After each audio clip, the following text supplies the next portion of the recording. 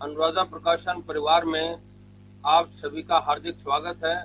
और आज हमारे लिए बहुत ही विशेष दिन इसलिए बन पड़ा है कि आज हमारे साथ परम आदरणीय श्री विनय कुमार झा जी, जो कि वरिष्ठ साहित्यकार हैं और साथ साथ मैनेजमेंट में इन्होंने बहुत काम किया है, और इनकी अनेक विशेषताओं को हम जानेंगे। और अभी हाल ही में इनकी अनुराधा प्रकाशन दिल्ली से काव्य संग्रह प्रकाशित हुआ है विकिरण। इस पर भी इनकी चर्चा इनसे करेंगे और इनसे जानेंगे। तो पहले मैं आपको ये बता दूं कि जैसे मैंने कहा, वरिष्ठ साहित्यकार हैं और मैनेजमेंट में इनकी बहुत अच्छी पकड़ है। तो आप श्री विनय कुमार झा जी जोगियारा दरभंगा बिहार से हैं मूलतः, लेकिन वर्तमान में गाजियाबाद में रह रहे हैं, दिल्ली एनसीआर में। और अगर इनकी शिक्षा की बात करें तो MBA operation management with mechanical engineering background ये इनका है, और लगभग 44 वर्षों का अनुभव इनके पास है, कार्य अनुभव। और जो इनकी विशेष रुचि है, हिंदी और अंग्रेजी दोनों भाषाओं में बराबर इनकी लगन भी है, रुचि भी है, और ये कार्य कर रहे हैं। इनकी 2-3 पुस्तकें पहले भी आ चुकी हैं, और अभी काव्य संग्रह ये विकिरण के नाम से, जो अनुराधा प्रकाशन नई दिल्ली से आया, ये इनका काव्य संग्रह है, उस पर अभी बात होगी। और इन्हों की अगर उपलब्धियों की बात करें तो इंजीनियरिंग और मैनेजमेंट आधारित इन्होंने 2 पुस्तकें लिखी हैं, और अनेक भारतीय कंपनियों जैसे टाटा, हीरो होंडा, टोयोटा आदि, और विदेश में प्रबंधक, महाप्रबंधक जैसे उच्च पदों पर भी आप कार्य कर चुके हैं। ये बहुत अच्छी आपका कार्य अनुभव है। अनेकों सामाजिक, सांस्कृतिक एवं साहित्यिक संस्थान में सहभागिता के साथ साथ आप सम्मान प्राप्त हैं। आपको इसके लिए एक बार पुनः बधाई। और अब आपसे निवेदन है कि अब हमने तो आपकी चर्चा कर ली, अब आप हमारे दर्शकों को जो हमारे साथ अभी जुड़े हैं या जो जुड़ेंगे या जो बाद में इसको विस्तार से देखेंगे, उनको अपना परिचय, और आप साइंस बैकग्राउंड के होते हुए और मैनेजमेंट के न सिर्फ छात्र बल्कि मैनेजमेंट में आपने कार्य किया, फिर साहित्य में आपने प्रवेश कैसे किया, और वो भी हिंदी साहित्य और कविता लेखन। पहले अपना थोड़ा परिचय और फिर आप इस पर प्रकाश डालें सर। जी, धन्यवाद मनमोहन शर्मा जी, आप बहुत आदरणीय हैं और अनुराधा प्रकाशन भी बहुत ही उच्च कोटि के पुस्तकों से समन्वित है और बहुत सारे लोग इसमें जुड़े हुए हैं। इसके लिए आपको बधाई, अभिनंदन और धन्यवाद। और आज आपने मेरा इंटरव्यू किया है, कर रहे हैं, तो ये इसके लिए भी आपको धन्यवाद। मेरा परिचय आपने डिटेल में बता ही दिया है, फिर भी मैं अपने तरफ से बता रहा हूँ कि दरभंगा जिला के जोगियारा गांव में बिहार में मैं पैदा हुआ, और वहाँ से एक सरकारी स्कूल से ही पठन पाठन किया। फिर कॉलेज के बाद मैं जमशेदपुर चला गया, टाटा नगर। इंजीनियरिंग करने के बाद फिर टिस्को में, Tata iron and steel company में जॉब मिला, और उसके बाद से फिर नौकरी भी करते गए, पढ़ाई भी किया, और उसके बाद ऑपरेशन मैनेजमेंट में मैंने एमबीए भी किया। फिर मेरा साहित्य का लगन शुरू से है। एक्चुअली हम लोग जब पढ़ाई करते थे तो 6ठी क्लास से अंग्रेजी पढ़ाई शुरू किए थे, उससे पहले संस्कृत स्कूल में पढ़ते थे। हाँ जी। तो मेरे पिताजी का था कि अंग्रेजी और मैथ अगर अच्छा रहेगा तो कहीं नौकरी अच्छी तरह से मिल जाएगी, तो फिर अच्छा रहेगा, जीवन यापन अच्छा हो जाएगा। बिल्कुल। तो मैं मैथ और अंग्रेजी पर ज़्यादा ध्यान देने लगा। तो हुआ ऐसा कि कोई भी इंग्लिश ट्रांसलेशन के लिए, हिंदी टू इंग्लिश ट्रांसलेशन के लिए कोशिश करते गया। उसमें कविता भी था, किताब के कहानी भी थे, अखबार के भी कटिंग लाते थे और उसको अंग्रेजी में ट्रांसलेट करते गए। एक मज़ेदार बात बता के फिर आगे बताऊंगा। जब मैं कविताओं से बड़ा प्रेरित होता था, माखनलाल चतुर्वेदी का कविता हो, चाहे सुमित्रा नंदन पंत जी का कविता हो, निराला जी का कविता हो, या मैथिली शरण गुप्त के कविता हो, सियाराम शरण गुप्त के कविता हो, इन कविताओं से मैं बहुत प्रभावित रहता था। तो एक बार एक सुमित्रा नंदन पंत की कविता है कि यह साँझ उषा का आंगन, आलिंगन विरह मिलन का, चिरहास अश्रुमय आनंद रे इस मानव जीवन का। तो ये बड़ा छायावादी है और इसका तथ्य बहुत ही उम्दा है, बहुत ही गहराई वाला इसका तथ्य है, इसका मीनिंग है। एक बार जब इंटर क्लास में मैं पढ़ रहा था तो अंग्रेजी के कविता में विलियम वर्ड्सवर्थ का लिखा हुआ है, वो कविता है Joy and O are woven fine, a clothing for the soul divine, under every grief and point runs a joy silk and twine। तो मुझे किसी ने कभी बोला कि तुम ट्रांसलेशन बहुत करते हो, तो ये जो सुमित्रानंद पंत का कविता है यह सांझ उषा का आंगन आलिंगन विरह मिलन का, इसका करो। तो मैंने तुरंत वो विलियम वर्ड्सवर्थ का वो कविता सुना दिया कि joy and woe are woven fine, a clothing for the soul divine, under every grief and point with silk and twine. तो बड़ा हतप्रभ हुआ, बोला ये तो दूसरे कविता है, लेकिन दोनों का अर्थ यही है, भावार्थ वही है। बहुत बढ़िया। मेरा कविता स्नेह शुरू से है और मैंने अपने जिंदगी में पहला कविता मैट्रिक क्लास में पढ़ने से पहले, माने मैट्रिक क्लास में ही थे, पास करने से पहले ही मैंने लिखा था जीवन पथ, जो इस किताब में भी है, विकरण में है वो। तो उसका शुरुआत ऐसे है कि एक युवती खरी विपिन में सोच रही कुछ अपने मन में, मन से बिल्कुल शोकित थी और घर से बिल्कुल निर्वासित थी, वगैरह वगैरह। जो किताब, जो कविता प्रेमी, साहित्य प्रेमी होंगे वो इसे पढ़ेंगे तो अच्छा लगेगा। फिर उसके बाद हम नौकरी करते गए, कई प्राइवेट कंपनियों में जनरल मैनेजर, वाइस प्रेसिडेंट के पोस्ट पर भी काम करते गए। फिर उसके बाद रिटायरमेंट के बाद मैं सोचा कि फुल टाइम लेखक ही बन जाऊं।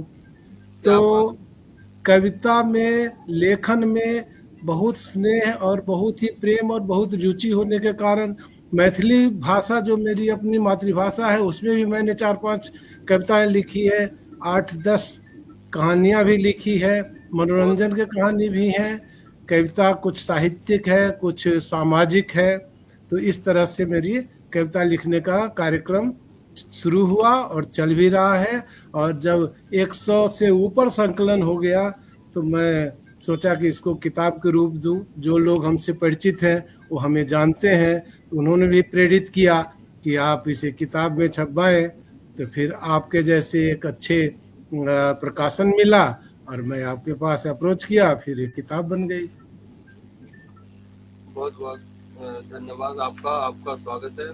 और जैसा कि आपने सबसे पहले तो आप ये बताएं, क्योंकि विकिरण आपने 104 कविताएं इसमें दी हैं और आपने जैसे हर एक ने अपनी भाषा में बताया है, विकिरण का सबने अलग अलग करके बताया कि इसका ये अर्थ होना चाहिए, ये अर्थ है पाठकों को बताने के लिए। जी मैं बता रहा हूँ, और आप जी मैं उसके नामकरण का विवरण बता रहा हूँ। मैं साइंस का विद्यार्थी रहा हूँ।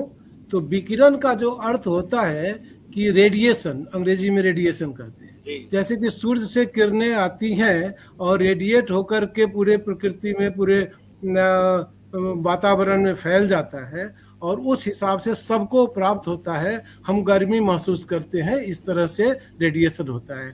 हम आग भी सेकते हैं, तापते हैं, तो उसी तरह से होता है, रेडिएशन होता है। मतलब कि किसी जगह से कोई भी चीज एक दूसरे जगह जाता है और अदृश्य रूप से गमन करता है। तो मेरे दिल की जो भाषा है, जो भाव है, जो आवाज है, जो लिखने का मकसद है, वो अगर किसी तक पहुंच जाता है तो उसको मैं विकिरण के रूप में लेता हूं। इसलिए इसका नाम, पहला कारण है विकिरण रखने का, कि मेरे दिल का भाव किसी दूसरे के दिल तक पहुंच जाए। एक बहुत बढ़िया। फिर दूसरा इसमें एक भाव है, जो मेरा नाम विनय है और मेरी पत्नी का नाम किरण है, तो मैं विनय का बी और किरण जोड़ करके विकिरण बनाया। वो भी इसका एक मतलब है।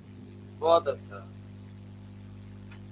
आपने। अच्छा, एक और इसमें बताएं कि जैसे अपने आप, तो अपने कोई भी लिखता है, साहित्य सृजन करता है या काव्य सृजन करता है, तो एक तरह से उसका बालक है, अपना बालक सभी को प्यारा लगता है, अपनी रचनाएं सभी को अच्छी लगती हैं।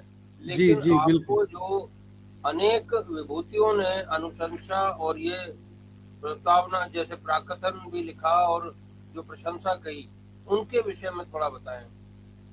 जी, मेरे कई परिचित हैं, और जो मैं कभी गोष्ठी में कविता पाठ में जब भाग लेता हूँ तो मुझे लोग जानते हैं। तो एक मनमोहन तिवारी जी हैं, जो तुलसी साहित्य अकेदमी के अध्यक्ष हैं, भोपाल में रहते हैं, और मुझे व्यक्तिगत रूप से भी जानते हैं। मैं उनके द्वारा आयोजित कोई भी कवि गोष्ठी जरूर भाग लेता हूँ, कभी नहीं छोड़ता हूँ। और वो व्यक्तिगत रूप से जानते हैं, तो उन्होंने मेरे बारे में लिखा, और वो प्राकथन में है, और वो बहुत ही अच्छे शब्दों में लिखे हैं, वर्णन किए हैं। ये पठने योग्य है, पठन पाठन योग्य है, और समझने के लायक है। दूसरा, इसी तरह से कई हमारे मित्र हैं जो कवि हैं, साहित्यकार हैं। एक समीक्षक हैं श्री गोपाल जी। तो गोपाल जी की भी बहुत ही अच्छी भावना के साथ उन्होंने लिखा है विकिरण के बारे में, और वो भी पढ़ने लायक है। और कुछ वैभव उद्धरण जी। भी दिए हैं वो, इस कविता के कुछ अंश लिख करके किए हैं। तो जब पाठक पढ़ेंगे तो उन्हें आनंद आएगा। मैं यहाँ बता दूंगा तो क्यूरियसिटी खत्म हो जाएगी। मैं चाहता हूँ कि पाठक इसे लें, बहुत अच्छा लगेगा, मैं इंश्योर कर सकता हूँ। एक हमारे LIB एक संस्था है, लेटस इंस्पायर बिहार, जिसका बहुत बड़ा ही एक प्रोग्राम होने वाला है ताल कटोरा स्टेडियम में 22 फरवरी को। तो हम बिहार के लोग उसमें जाएंगे और पार्टिसिपेट करेंगे। हजारों की संख्या में लोग आएंगे, मंत्रीगण भी आएंगे। बहुत अच्छा। उसमें जो इसके कन्वेनर हैं, जो इसके सर्वे सर्वा हैं, विकास वैभव जी, जो एक सीनियर IPS हैं, और बिहार में बड़े उच्च पदों पर अभी हैं, तो आसीन है, और अच्छे विचार के हैं। उनके साथ भी मेरा परिचय हुआ। उनका भी एक अनुशंसा है मेरे किताब में, विकरण में।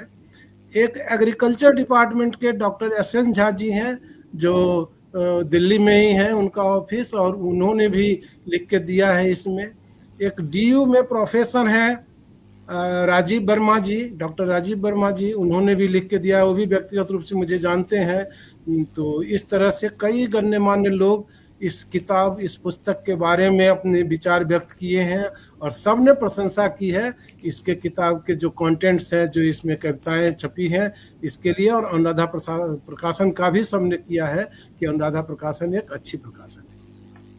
धन्यवाद। देखिए, आपने जब विकिरण की बात की और अपने साहित्य और अपने काव्य की जो विभिन्न किरणें आपने बखेरी हैं इसमें, उसमें आपने प्रारंभ में ही अपनी स्वयं की आध्यात्मिक पृष्ठभूमि तो आपने बता दी, क्योंकि आपने इसका प्रारंभ ही समर्पण जो किया है वक्रतुंड महाकाय, वहां से आपने इसका प्रारंभ किया।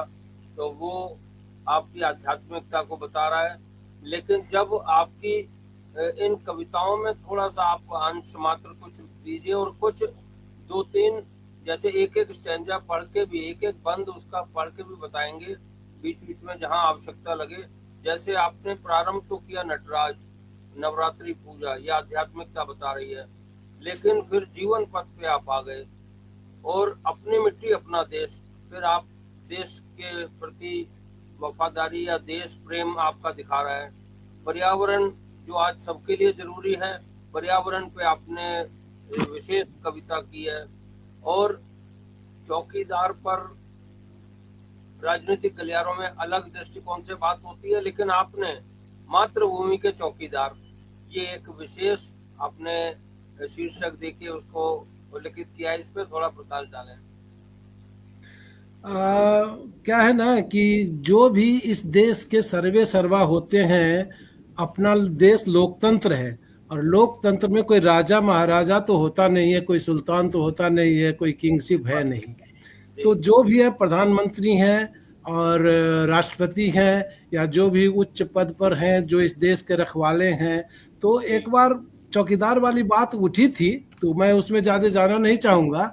तो जी। मोदी जी बोले थे चौकीदार तो हम हैं ही, तो सारे लोग उनके साथ जुट गए थे, हम भी चौकीदार, हम भी चौकीदार। तो हाँ उसी जी। समय मेरे मन में आया कि एक कविता लिखूं इस पर, और ये संदर्भ अच्छा लगा, तो मैंने टाइटल दिया था मातृभूमि के चौकीदार। आपने इसमें क्या किया, अगर दो एक बंद अगर इसका सुना पाए। तो ठीक है। एक्चुअली मैं चाहता हूँ कि कविता किताब खरीद के लोग पढ़ें, लेकिन फिर भी मैं इसको करता नहीं, हूँ। इसीलिए तो अंश मात्र बोल रहे हैं ना, आपको पूरी कविता नहीं पढ़वा रहे हैं। हम्म।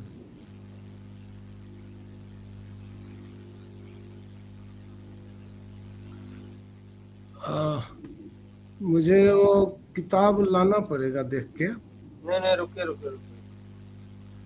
आपको जो सबसे अच्छा लगता है वो आप देख लीजिए उसमें।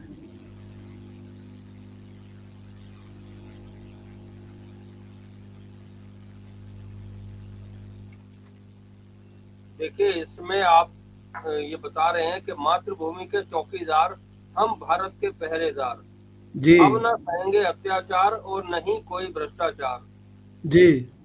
ये बड़ा जरूरी है। अब सबसे ऊपर उसका, देश का प्यार, राष्ट्र रक्षा का है अधिकार। जी जी खबरदार हो हर गद्दार, आप सब गद्दारों को खबरदार भी कर रहे हैं। जी देश जी जी। विरोधियों को फटकार। तो ये आपकी भाषा इसमें है। तो मैं इसमें सबसे इम्पोर्टेंट लाइन मैं पढ़ता हूँ, देखिए उसमें हाँ सबसे इम्पोर्टेंट लाइन है जी जो मैं प्रेरित करता हूँ। मेरे हर कविता में लास्ट के 2-3 स्टंजा या लाइन प्रेरणादायक जरूर होता है, मैंने एक कोशिश किया है अपनी तरफ से। जी तो इसमें है, डटे रहना है हर मोर्चे पर पूरे प्रबल जुनून से, शोणित सिंचित मातृभूमि रहे हमेशा सुकून से। जी तो ये शोणित सिंचित है मातृभूमि हमारा, कई बलिदानियों ने बलिदान दिया है इस देश को आजाद करने में, इसीलिए मैंने इसको शोणित सिंचित मातृभूमि रहे हमेशा सुकून से। भारत माँ की जय, भारत माँ की जय। जी। इसी इस प्रकार तरह कुछ से भी आप। है। हाँ एक जी। स्वाभिमान कविता का मैंने लाइन पढ़ा था, और मातृभूमि का भी रहे है। तो मातृभूमि के चौकीदार में अ,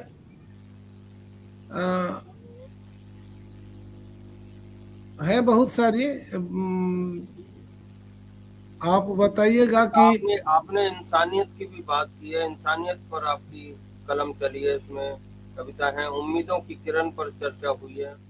और ऐसी बात नहीं है, जो पीछे 2019 में जब कोरोना की बात हुई तो आपने कोरोना संकट पर भी कोरोना लिखा। संकट पर भी मैंने लिखा है जी, जी और वो न्यूज़पेपर में भी छपा है, 2-3 पेपर में छपा भी है। जी। तो आप इसमें ये थोड़ा बताएं कि आप जैसे साहित्य में प्रवेश हुए, फिर आपने ये जो कविताओं का 104 कविताएं आपने लिखी, और चारों एक जैसे, अक्सर किसी का काव्य संकलन प्रकाशित होता है या गजल संग्रह होता है तो लगभग एक या दो वैरायटी उसमें होती हैं कि उस प्रकार की रचनाएं उसमें दिखती हैं। लेकिन आपने इसमें बहुत विविधता प्रदान की है। तो इतनी विचारों में। जी, क्या है कि मैं अनुभव के आधार पर लिखता हूँ, तो दिन प्रतिदिन जो जैसे अनुभव होता है, जो बातें दिमाग में आती है, मन में आती है, ऊपर से कुछ भगवान की कृपा होती है, वो शब्द विन्यास हो जाता है और उस हिसाब से वो कविता बन जाता है। और बन जाती मैंने अपनी भावना व्यक्त की है, और वो प्रतिदिन के अलग अलग अनुभव के आधार पर है। इसीलिए मैं कोई एक विषय का कोई बहुत बड़ा ज्ञाता नहीं हूँ, लेकिन मैं जो अनुभव करता हूँ, जो इस समाज में, इस देश में, इस दुनिया में, इस प्रकृति में, वो मैं शब्दबद्ध कर देता हूँ, वो कविता बन जाती देखिए, जैसे कभी कहा जाता था कि अगर पूरे भारत को समझना है है। तो जी गांव में एक बार होके आइए, तो वहां जी से जी आपको आत्मीयता और वो मिट्टी से जुड़ाव और वो सब आप देखेंगे।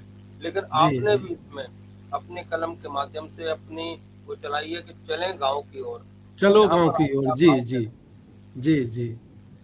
और उसमें मैंने वो चीज लिखा है जो पहले वैसा ही होता था गांव, आजकल थोड़ा सा बदल गया है विकास के दौर में, लेकिन भाव वही है व्यक्त करने का कि गांव कैसा होना चाहिए और कैसा है। तो जी, वो मैंने अपने शब्दों से व्यक्त किया है।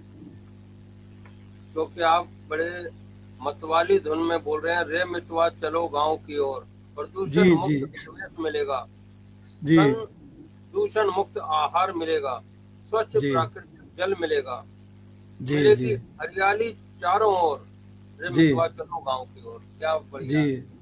आप बहुत अ- अच्छे तरीके से सबको बता रहे हैं। और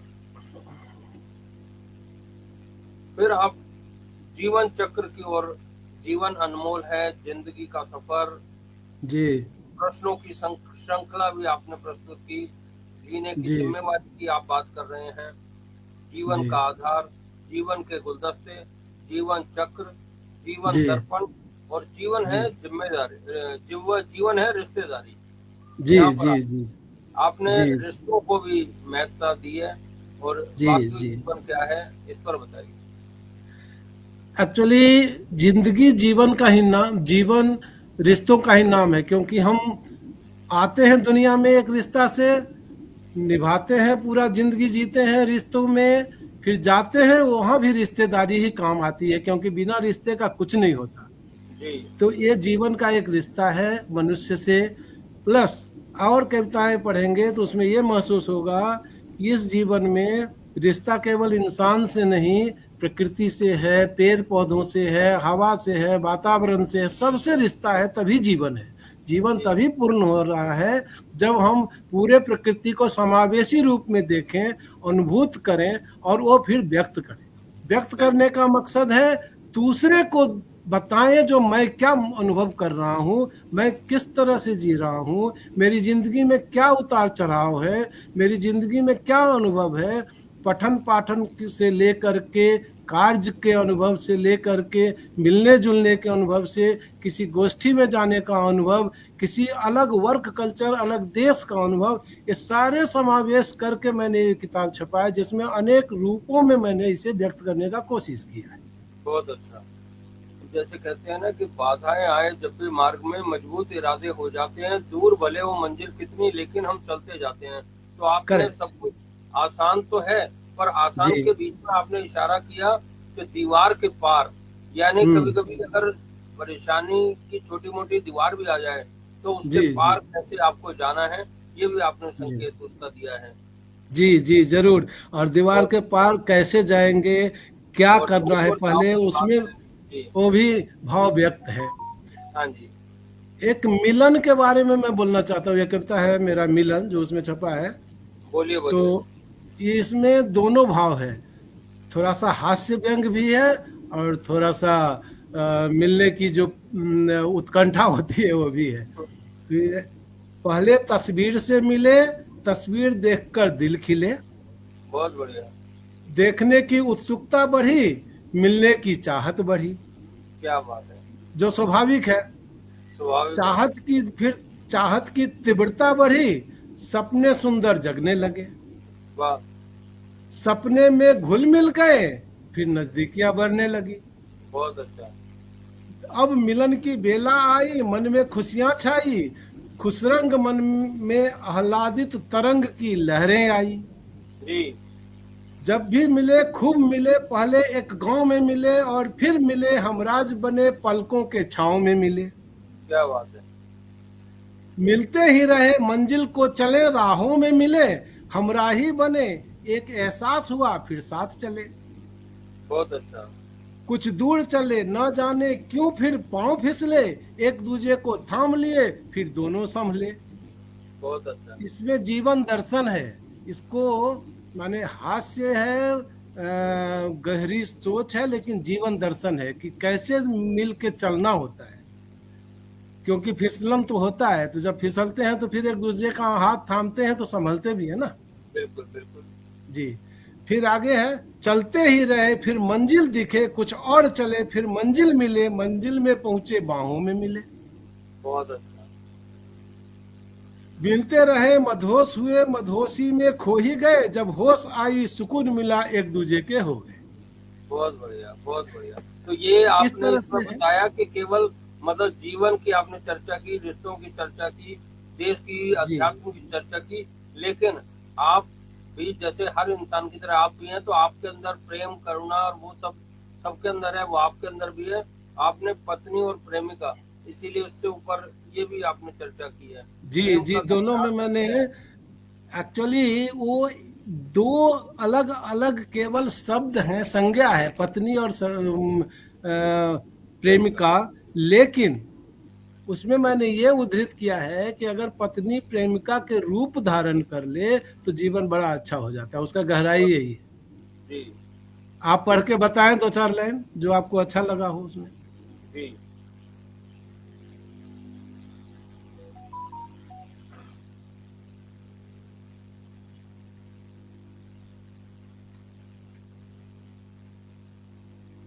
आपने देखिए इसमें पत्नी के मृदुल मन आंगन में, जी पत्नी के मृदुल मन आंगन में जी प्रेमी पन पति आए दामन में।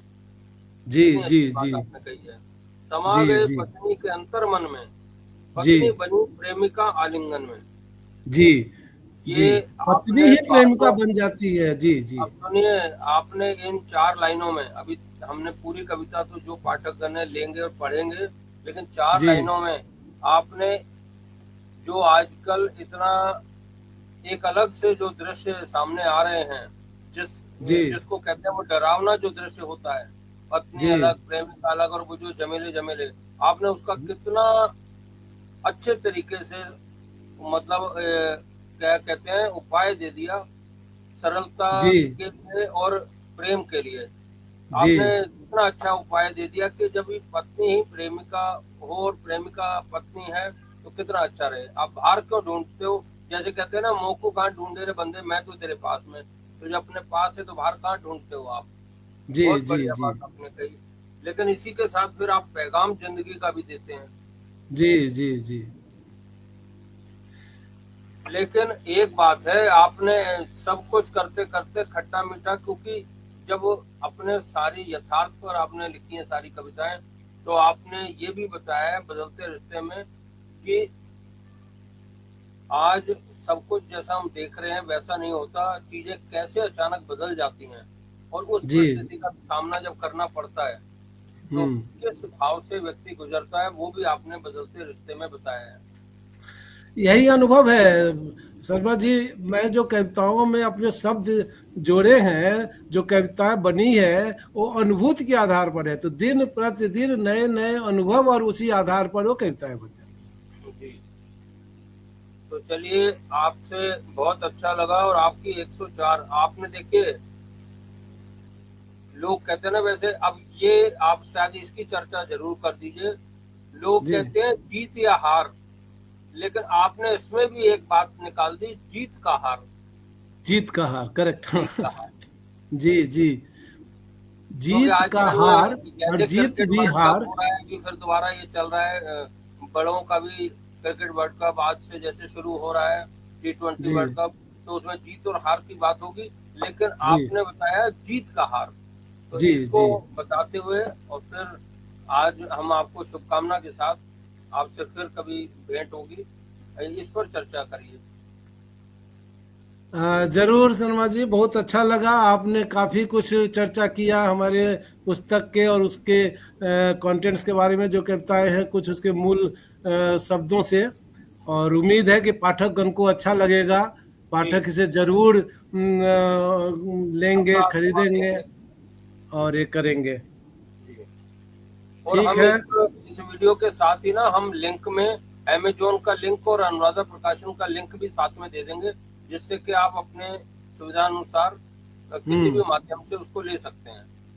जी, लास्ट में एक लाइन मैं अपने ही कविता का ये बोल के इसको खत्म करूंगा, ये चर्चा 2 मिनट जी का। रिपुदल लक्ष्य सिद्धि, मैंने कविता का नाम है जो उसमें है किताब में। जी। रिपुदल कितना भी दक्ष हो, जब लक्ष्य प्रत्यक्ष समक्ष हो, आत्मबल कुछ और प्रबल करो, संकल्प विजय का सिद्ध करो। बहुत बढ़िया, बहुत बढ़िया। जी आपको बहुत बहुत बधाई और शुभकामनाएं। आप इसी प्रकार अपनी कलम चलाते रहें और रचनाएं नित्य नई लिखते रहें और पाठक लाभान्वित होंगे आपकी रचनाओं से। बहुत बहुत बधाई और शुभकामनाएं आपको। बहुत धन्यवाद। बहुत धन्यवाद, अभिनंदन, बधाई, शुभकामना आपको भी। आपके साथ जुड़ने से मुझे बहुत प्रसन्नता हुई। और नवधा धन्यवाद। प्रकाशन फूले फले और आगे बढ़े, यही मेरी कामना है। और आपके साथ मेरी अनेक कविता की किताबें छपती रहे। धन्यवाद। जी धन्यवाद।